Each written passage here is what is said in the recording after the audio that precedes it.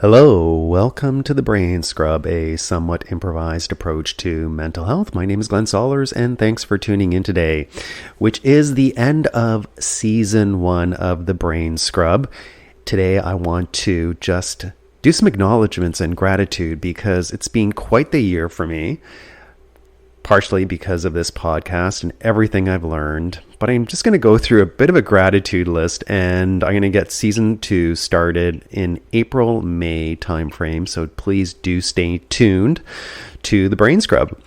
First of all, I want to be grateful, and I am grateful for my wife, her support, the journey she and I are on. We've been through a roller coaster of life since we got married, and being with 2 kids from 2 different marriages certainly had its challenges.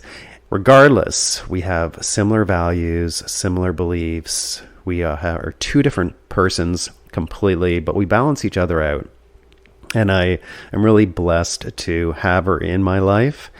And even through the struggles that we are going through right now, and there are some struggles in terms of family matters and things like that, but these things are all part of life. We can't always have sunshine. There needs to be a balance of rain sometimes. Grateful for the guests that I have had on the show, and grateful for doing this show. They have provided so many insights to me in life, my experiences, and many of the guests are also very dear friends of mine. They're really important in my life because it gives me a chance to really communicate with people that bring value into my life. And when I think of friends, and I'm grateful for all my friends, a friend is really somebody who's there for you. A friend is somebody who will help you through things, who will call you out on things, who will support you, will make you feel better. And together, you grow, you develop, you experience life together. So I'm really grateful for the friends, for the community that I have, and where I live. Also grateful for my son. I have not seen my son for almost 7 years, and I do Google him once in a while, even though it stresses me out when I do, because I love him and I want to see what's going on in his life. And from what I can tell, he is living his best life. And I'm so grateful for that. I'm also grateful that I see a lot of me in him. So although I may not be in his life, I am part of him and he's part of me. And one day, I hope when he's ready, we reconnect in life. And this whole experience over the last 7 years has been a growth experience for me. And I'm grateful for that as well. What happened allowed me to see who I am and who I'm not and who I can be. My identity was rocked when I lost my son. I went through a lot of challenges. I've been through a lot of different websites, been through a healing journey, and I'm not completely healed yet. I still carry a lot of sadness over what's going on, and I know I can only do so much. Really, in life, a person's journey is their journey. We may want to be part of that journey. We may want to influence that journey. But ultimately, everybody has their own choices that they need to make. We can try to influence. We can try to change direction. We can do what we think is right for that person so they live a happy, healthy, and rewarding life. At the end of the day, that's not our job. And it's not our life. Sometimes we need to let go. We need to not express our opinions. We need to not be so persistent. And we need to just accept. Others will figure things out. We can always ask a lot of questions, but ultimately, the choice is not mine. The choice, in this case, is my son's. And I'm there with my doors wide open when he's ready to return to a parent who loves him dearly. I'm also grateful for the work I do. I think about life's purpose and my mission in life. And my mission in life is to create a community of love, compassion, and care. We only live once. It's important to me to look at life's struggles, and not as a struggle per se, but more as, what can I learn from this? Or what action do I need to take? What do I want? What do I need? What's missing that will make a difference?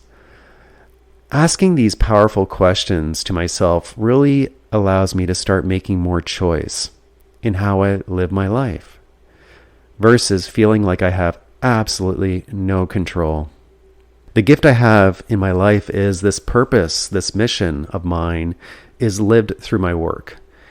And my work isn't always easy. My work definitely triggers me sometimes because I do have a need for recognition. And when I'm in front of a group of people, I'm the center of attention. And it's easy to get me distracted at times. And I do focus on the wrong things at times. I'm just a human being. But at the end of the day, I can say I am creating a better world through really helping others see the world that they can create. I will sometimes look at people, I will judge them, I'll perceive them a certain way, I will believe that they're this, that they're that they're negative. Whatever it might be, it doesn't get me anywhere. As the Buddha said, and I mentioned this in one of my podcasts, but it's something I'll never forget. Anger, regret is like drinking poison and hoping the other person dies.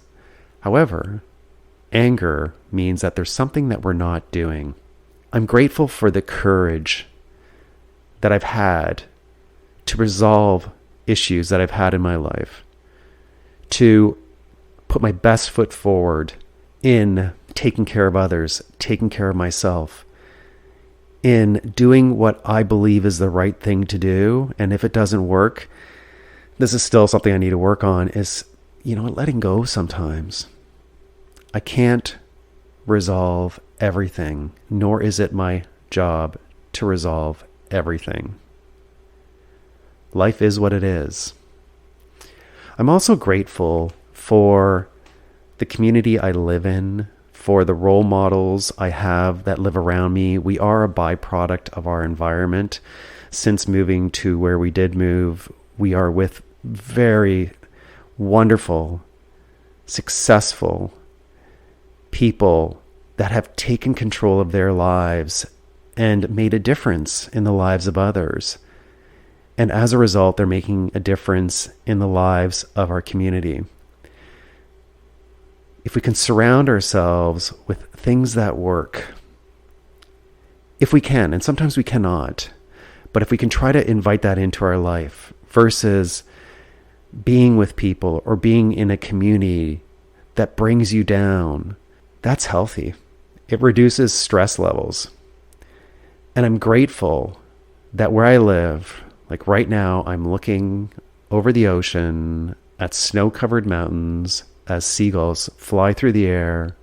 I'm blessed to be where I'm at. And this is where I need to be right now. A calming place. And I'm grateful for that.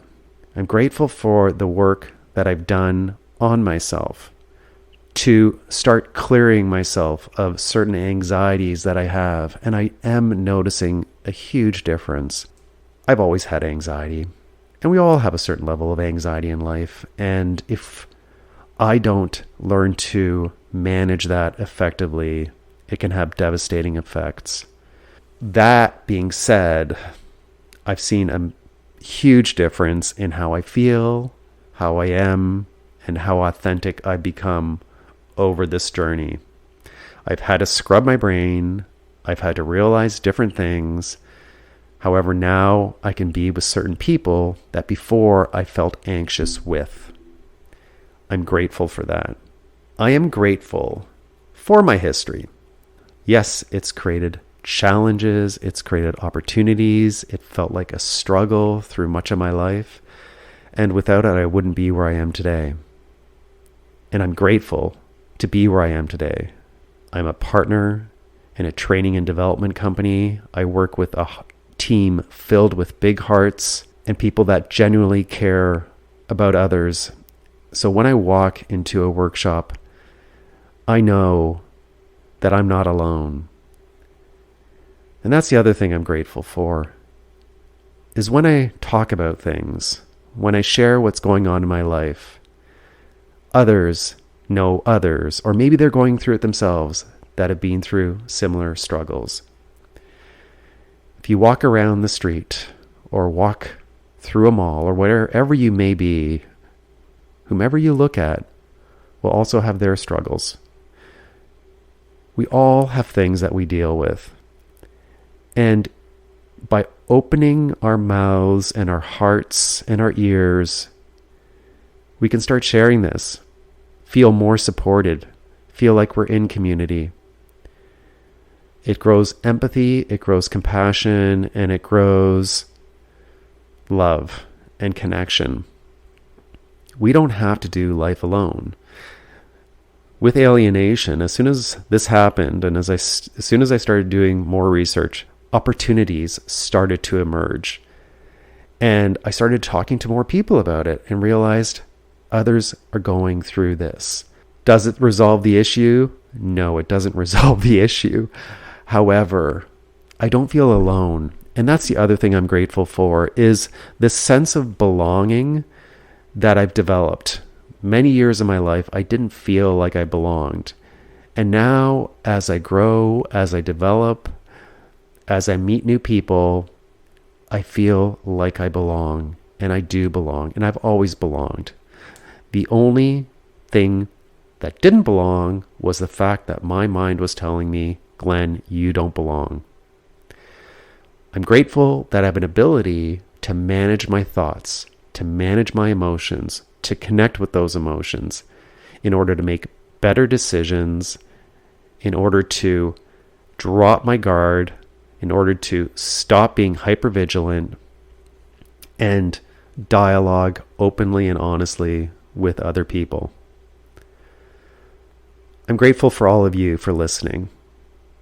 Folks, thanks for joining me in season 1 of the Brain Scrub, and I look forward to speaking with you again in season 2. Thanks for listening.